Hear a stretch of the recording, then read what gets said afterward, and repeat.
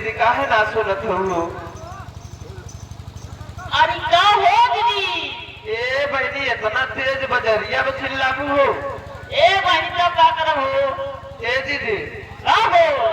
इतना दूर लिया के चली आओ बहनी।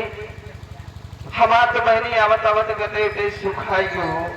अच्छा बहनी। हाँ बहनी हमार तो बहुत जोर पान खाए के मन कर रहा बहनी। ये बतावा बहनी पैसा इसे लेके आये हो कि ना हो? या बहनी हम तो पैसों ना लाए हो। क्या बहनी तब का करे चोखा या समूह बनाए चली आओ। का हो दीदी?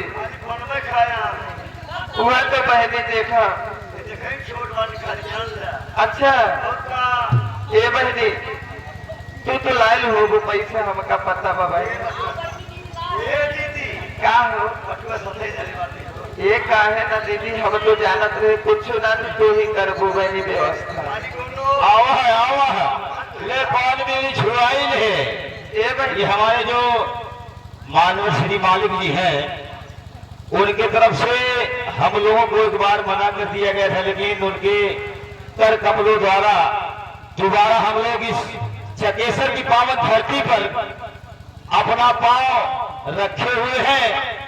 इसलिए मालिक का लाख लाख धन्यवाद करते हैं हम और हमारी पूरी पार्टी। उनकी तरफ से ये 21 ठेकेदार है, हम और हमारी पूरी पार्टी उन्हें लाख लाख धन्यवाद देती है और देती रहेगी।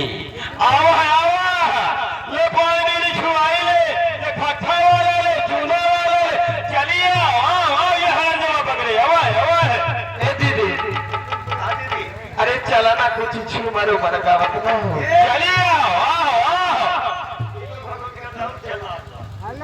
ए बहनी जा बहनी वो घुमरी ना हो, ए झूमन मनोरंजन हो बहनी। ए बहनी हाँ हो तो सुना ना बहनी। चला सा हाथी